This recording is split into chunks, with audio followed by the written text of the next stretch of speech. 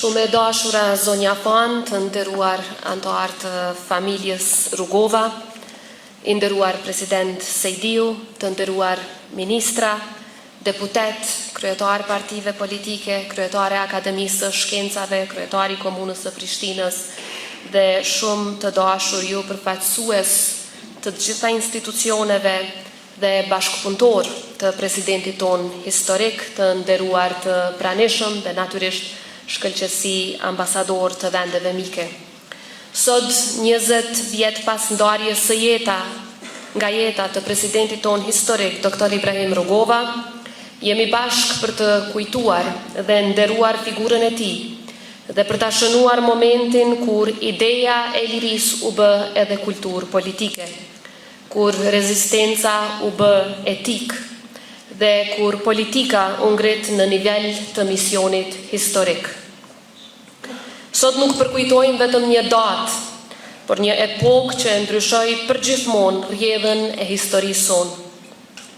Askush nuk e mishëroi më thellë e më mirë shprehjen "Unë biri yt Kosovë", sesa presidenti Ibrahim Rugova. Ai ishte biri i saj në bindje, në përkushtim dhe në sakrificë, i lidhur me tokën e tij, me popullin dhe me vlerat e saj, duke ja kushtuar gjithë jetën dhe siç thot zonja Fan, çdo qelizë të tij, ndërtimit dhe mbrojtjes së shtetit të lirë, të pavarur e demokratik të Kosovës. I butë në sjellje, por i palëkundur në qëndrim, Rugova i dha Kosovës gjithçka.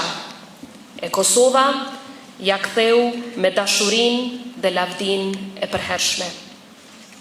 Trinomi i presidentit Rugova, liri, pavarësi, demokraci, është manifest politik dhe njëkohësisht koncept i thellë filozofik e human. Për Rugovën, liria nuk ishte thjesht mungesë e kufizimeve, por po ashtu aftësia e popullit për të vendosur për fatin e vet, e orientimin e vet. Pavarësia nuk ishte thjesht një akt juridik, por po ashtu realizim i një të drejte historike. Ndërkaq demokracia nuk ishte thjesht një instrument pushteti, por mekanizëm dialogu e i realizimit të drejtave e lirive themelore për të gjithë, pa dallim. Ky vizion e bëri Rugovën jo vetëm udhëheqës politik, por edhe mendimtar e arkitekt të shtetit tonë. Në betejën për liri, për dinjitet dhe shtet, Rugova zgjodhi paqen, jo si dobësi, por si formën më të lartë të guximit politik. Për Rugovën, liria e mendimit ishte themeli mbi të cilin ndërtohej edhe liria fizike. Që në vitet e 80-ta Rugova ngriti pyetjen që do të shndrohej në ideologji politike. Si mund ta përjetoj lirinë intelektuali shqiptar, kur i imponohet mohimi i vetvetes, i historisë dhe i realitetit shoqëror? Kjo ishte piknisja e një mendimi politik që do ta udhëhiqte Kosovën drejt lirisë. E kjo nuk ishte një pyetje retorike, ishte mendimi i lirë dhe themeli i kauzës sonë kombëtare. Kjo nga se për Rugovën liria nuk ishte dhuratë, por përgjegjësi dhe detyrim ndaj brezave që vinë pas nesh. Kësaj ai e ngriti politikën edhe në nivel filozofie, duke e bërë atë me mençuri, e duke e bërë paqen me guxim dhe lirinë me përgjegjësi. Liria dhe demokracia ishin udhërrëfyes gjatë gjithë jetës së tij, ndaj edhe pluralizmi për Rugovën nuk ishte kompromis, por garancë e vet lirisë sonë. Në një kohë kur politika zhveshej nga dimensioni human, Rugova ja dha asaj pikrisht këtë. Ja dha politikës dimensionin moral dhe dimensionin human të saj. E shndroi politikën në shërbim, duke e afruar me vlerat më universale njerëzore, atë të dinjitetit, të respektit dhe të humanizmit. E nderuar familje Rugova, të nderuar të pranishëm. Presidenti Rugova nuk ishte vetëm udhëhec i yni, por edhe figurë e njohur dhe jashtëzakonisht e respektuar e politikës ndërkombëtare dhe e tillë mbetet edhe sot.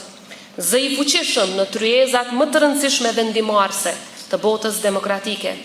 Strategu i paqes e i lirisë përdori fuqinë e mendjes dhe këmbguljen për ta ndërtuar shtetin. Ai nuk kishte nevojë për retorikë të zhurmshme, pak fjalë mjaftonin për të përcjellur mesazhe të mëdha. Që në fillesat e angazhimit të tij politik, presidenti Rugova e kuptoi se liria e Kosovës nuk ishte vetëm çështje e brendshme, por një kauzë që duhej spjeguar, mbrojtur dhe fituar në qendrat vendimarrëse të botës demokratike.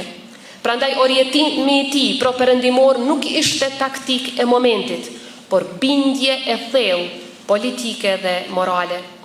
Në dhjetor të vitit 94 në Washington DC, para ekspertëve të politikës së jashtme dhe mediave ndërkombëtare, presidenti Rugova fliste qartë për nevojën e rolit udhëheqës të Shteteve të Bashkuara të Amerikës në zgjedhjen e çështjes së Kosovës. Ai e shihte Kosovën si një shtet të vogël, por me zë të rëndësishëm, shtet të hapur, demokratik dhe faktor stabiliteti me një vizion që e vendoste qartë vendin ton në familjen perëndimore të kombeve të lira. Ky besim ishte vizionar, sepse siç do të thoshte edhe vetë Rugova disa vite më vonë, fal popullit të Kosovës që luftoi për çlirim, NATO-s, Bashkësisë Ndërkombëtare dhe veçanërisht Shteteve të Bashkuara, ato kërkesa të hershme u shndruan në realitet dhe Kosova u bë e lirë. Edhe në fazat e mëbonshme të konsolidimit institucional, presidenti Rugova mbeti i njëjtë në orientim. Në fjalën e tij në Kuvendin e Kosovës me rastin e zgjedhjes së tij president, ai e artikuloi qartë dhe fuqishëm të ardhmen e vendit tonë. Kosova, shtet i lirë, demokratik, i pavarur, i integruar në Bashkimin Evropian, në strukturat euroatlantike dhe në marrëdhënie speciale miqësore me Shtetet e Bashkuara të Amerikës si shprehje e vullnetit politik të qytetarëve të saj. Kjo vijë e drejtë politike, ky orientim i qartë është thelbi i rugovizmit si politikë shtetformuese. Rugova nuk e kërkoi perëndimin thjesht si streh, por mbi të gjitha si vlerë. Nuk e pa Amerikën e Evropën si aleat rasti, por si partner strategjik e të përhershëm në ndërtimin dhe ruajtjen e paqes, demokracisë, lirisë dhe pavarësisë. 20 vjet pas ndarjes së tij nga jeta, presidenti historik Dr. Ibrahim Rugova mbetet jo vetëm arkitekt i pavarësisë, por edhe udhërrëfyes i orientimit euroatlantik të Kosovës. Ai e bëri këtë orientim të pakthyeshëm, duke shndruar në identitetin ton shtetëror. Kosova pati fatin historik të udhëhiqej nga një personalitet i tillë, i matur, largpamës dhe vizionar. Emri i tij u bë sinonim i durimit, i qëndrueshmërisë dhe i besimit se liria fitohet me sakrificë dhe po ashtu me mençuri, me konsistencë, me vizion dhe me aleancat e duhura.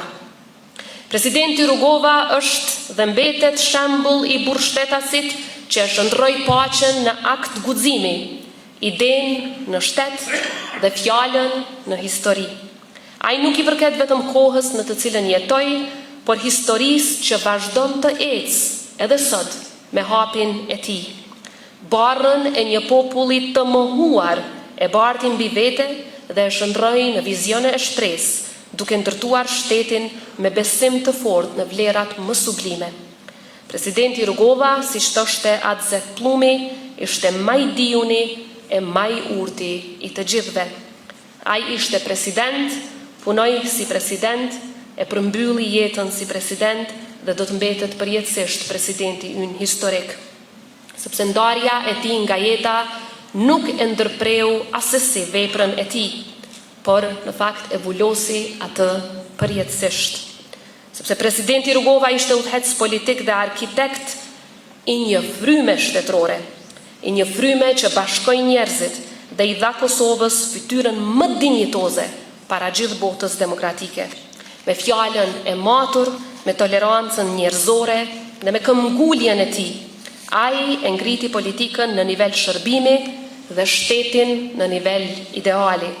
Historia e Kosovës nuk e përmbledh emrin e tij në një kapitull të vetëm, nga se ai mbetet përjetësisht si ide dhe si busull e jona orientuese në rrugtimin ton euro-atlantik dhe në mbrojtjen e shtetit ton të lirë, sovran, të pavarur e demokratik.